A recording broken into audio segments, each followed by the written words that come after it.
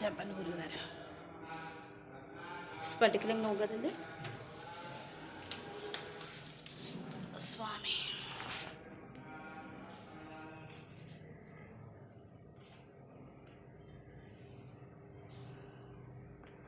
శ్రీ గురుదత్త, జై గురుదత్త.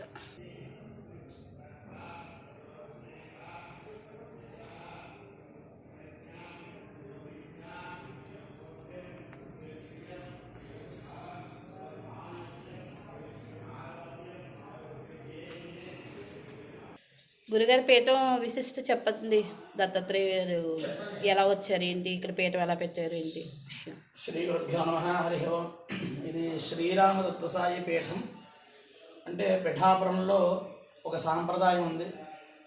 దత్తాత్రేయుడి యొక్క తర్వాత అవతారం శ్రీపాద వల్లభుడు సంచరించిన ప్రదేశాలని చెప్పి ఆ సంచరించిన ప్రదేశాల్లోనే విశిష్టమైన పీఠాలు చాలా మటుకు ఇక్కడ ఏర్పాటు చేయడం జరిగింది. శ్రీపాద శ్రీవల్లభుడు జన్మించిన సంస్థానం అయితేనేమిటి, తర్వాత ఆయన పెరిగిన పాపనారుల గృహం అయితే ఏంటి, అలాగే స్వామివారు సంచరించిన ప్రతి ప్రదేశంలోనూ ఆయన పీఠాలు నిర్మించడం జరిగింది. అలాంటిదే ఇక్కడ కూడా శ్రీరామదత్త సాయి పీఠం. ఇది 38 సంవత్సరాలు అయింది ఈ పీఠాన్ని నిర్మించి. ఈ పీఠం యొక్క విశిష్టత ఏమిటంటే, ఈ పీఠంలో ప్రధానంగా ధనాపేక్ష అనేది లేకుండా ప్రతి హైందవ భక్తుడికి ధర్మ కార్యాచరణ జరగాలనే ఉద్దేశంతో చేసే విశిష్టమైన పీఠం. ఇక్కడ ఒక మహాయంత్రాన్ని నిక్షిప్తం చేయడం జరిగింది. అదే యంత్రం అది. దాంట్లో 9 యంత్రాలు ఉంటాయి.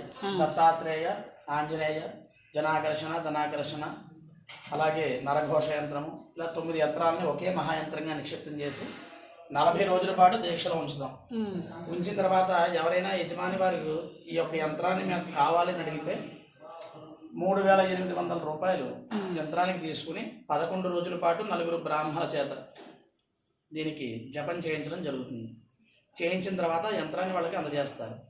ఆ యంత్రం ఇచ్చిన తర్వాత 6 నెలల లోపు ఏ పౌర్ణమికైనా వాళ్ళు వచ్చి ఇక్కడ కార్యక్రమం బ్రాహ్మణులకి కానీ ఎవరికి రూపాయి ఇవ్వకుండా కేవలం సామాగ్రి తెచ్చుకుని హోమాలు, అభిషేకం అవన్నీ కూడా ఉచితంగా చేసుకోవచ్చు.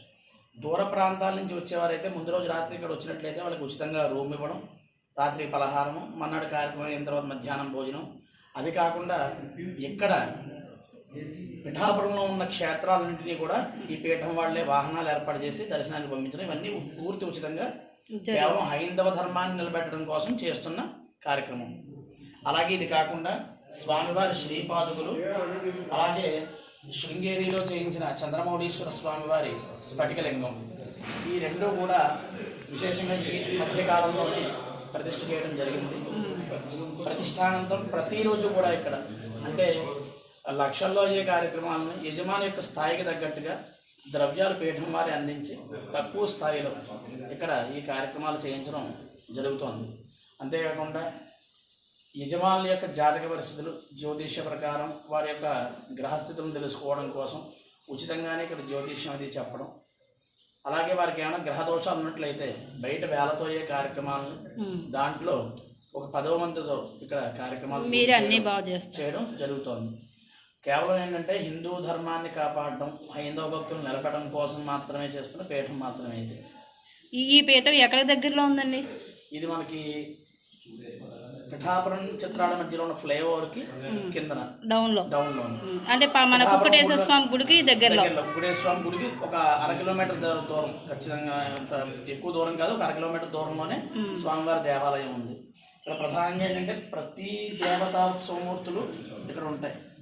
అంటే ఎక్కడెక్కడికో వెళ్ళి అభిషేకాలు చేయించుకోవాలి, చెందుకోవాలి అని ఆలోచించేవాళ్ళు, చేయించుకోలేక శక్తి లేని వాళ్ళు ఇక్కడికి వచ్చినట్లయితే ప్రతి ఒక్క దేవతామూర్తులకి వల్లి దేవసేనాసన సుబ్రహ్మణ్యేశ్వర స్వామి వారు, అలాగే పార్వతీ పరమేశ్వరుడు, సీతారామచంద్రుడు, లక్ష్మీనారాయణ, ఇలా ప్రధానమైన చూసానండి అన్ని విగ్రహాలు ఉన్నాయి.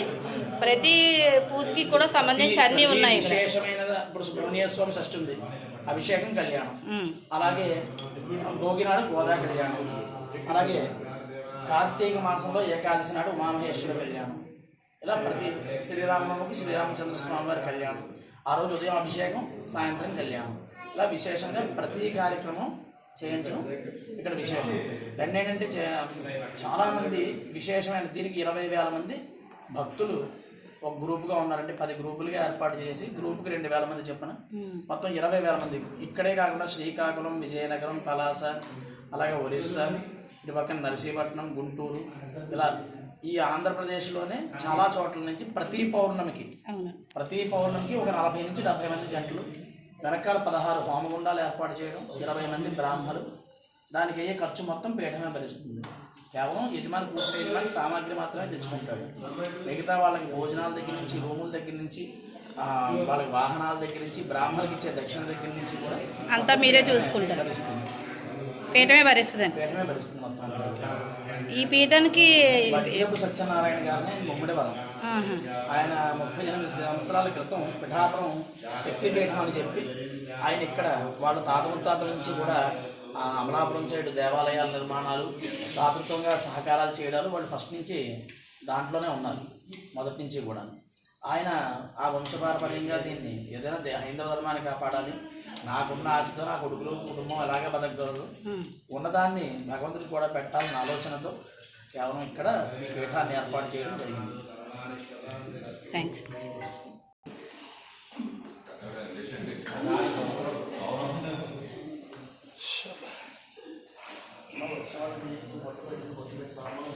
అమ్మాయి